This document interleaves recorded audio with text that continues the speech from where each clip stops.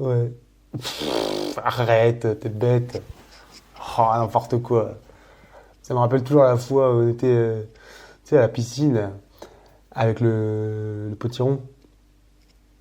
Ouais. Attends 2 secondes. Qu'est-ce que c'est que ça?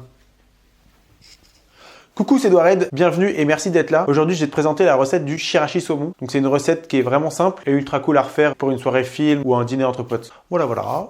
Bah c'est parti alors. Donc là, je prépare environ pour 4 personnes. Savoir qu'il faut compter à peu près 75-80 grammes de riz cru par personne. Donc 300 grammes de riz rond à sushi. En eau, il faut compter environ 110% du volume du riz. Après, si tu refais plusieurs fois la recette, tu vas voir que plus tu mets d'eau, plus il va être collant. Donc après, ça dépend des goûts. Moi, je reste bien à 110%. 50 grammes de vinaigre de riz. Tu peux mettre d'autres vinaigres, mais le vinaigre de riz, c'est celui qui est le plus adapté. Tu mets un vinaigre de framboise, un vinaigre de cidre, ça va apporter un goût un peu particulier à ton riz. Et 20 grammes de sucre. Donc ça, c'est pour la partie riz. Pour la garniture, tu peux prendre ce que tu veux. Moi, j'aime bien dans le shirashi les garnitures bien fraîches, du concombre, du chou rouge, de l'avocat, du sésame torréfié et environ 500 grammes de saumon ultra frais. Tu vas voir le poissonnier, tu lui dis que c'est pour consommer cru et normalement, il devrait te passer le saumon le plus frais qu'il a. Donc voilà. Alors, étape ultra importante.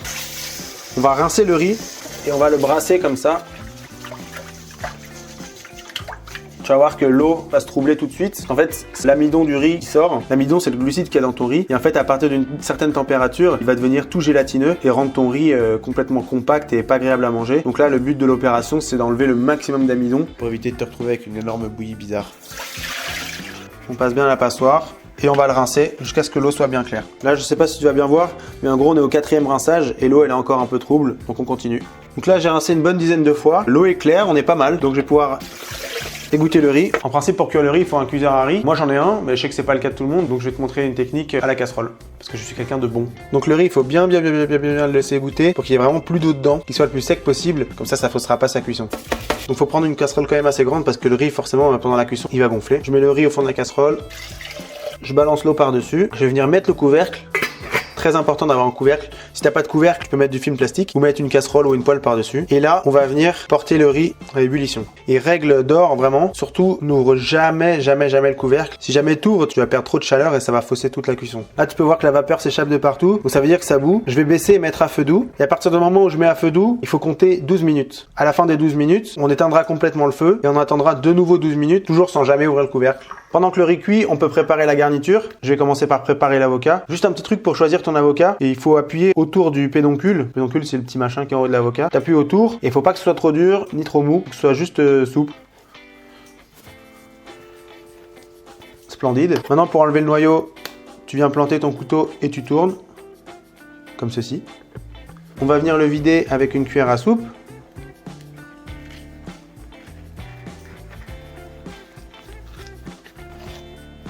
Et donc là, pour la déco, moi j'aime bien le tailler comme ça.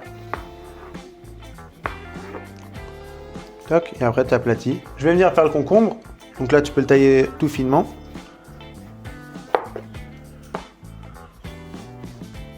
Superbe. Ensuite, je vais venir tailler le chou rouge et je vais venir l'émincer assez finement. Je peux le réserver. Voilà, ça fait 12 minutes que le riz est à feu doux. J'éteins complètement le feu et je le laisse encore 12 minutes avec son couvercle. Pendant que le riz termine de cuire, on va pouvoir tailler le saumon. Donc là, le but, ça va être de faire des tranches très fines. J'avoue que je suis pas un maître sushi, mais le principe, c'est ça, c'est de faire des tranches assez fines de saumon. Pour gérer un peu l'épaisseur, tu peux mettre ta main gauche dessus, ou droite si t'es gaucher, pour sentir en fait la lame sous tes doigts. Comme ça, tu sens si tu fais un énorme steak ou si tu fais quelque chose d'assez fin. Il reste 5 minutes de cuisson au riz. Donc là, je vais pouvoir chauffer le vinaigre de riz avec le sucre et une grosse pincée de sel. Toc. Pour diluer le sucre et le sel dans le vinaigre. Et je viendrai arroser le riz quand il aura terminé sa cuisson. Voilà, le sucre et le sel ont complètement fondu dans le vinaigre. Je peux le réserver. Donc vraiment, la règle d'or dans la cuisson du riz à l'étuvée. À l'étuvée, c'est la cuisson dans la casserole. C'est de jamais ouvrir le couvercle. Sinon, tu vas perdre beaucoup de chaleur et tu vas stopper la cuisson et tu vas tout dérégler, quoi. Tout casser. C'est pas bien. Ça, c'est pas... Moi, je dis non.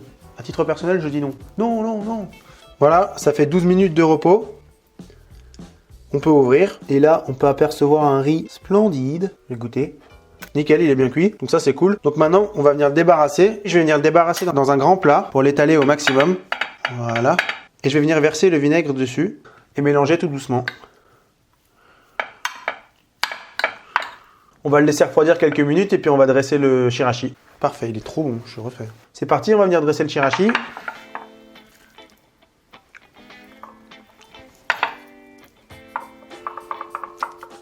Ensuite, je vais venir mettre l'avocat. Voilà, un peu de chou rouge, le saumon, un peu de concombre et pour finir le sésame. Voilà. Et voilà le chirashi. Donc tu peux mettre de la sauce soja dessus évidemment, sauce soja salée, sucrée, comme tu veux. Donc tu as vu, c'est pas très long. Et il faut juste faire attention à la cuisson du riz. Pendant que le riz cuit, tu prépares ta garniture. Et voilà. Donc voilà un plat assez simple à réaliser. Somme toute assez équilibré, quelque chose d'assez sympa. Il est grand temps de déguster. Bah. Alors, j'aime pas mis de sauce soja, c'est déjà incroyable. Là, si je ferme les yeux, je suis à Tokyo. La magie du Japon dans un bol. Bref, sache que tu peux utiliser cette recette de riz pour faire des sushis ou des makis. Je pourrais faire une petite vidéo pour apprendre à faire des sushis ou des makis. Si ça t'intéresse, dis-le moi et on va organiser ça. Tu vois ce que je veux dire? On est là.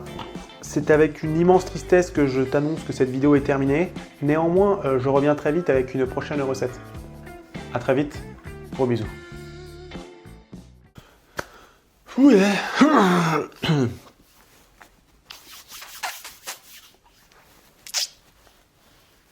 Nickel.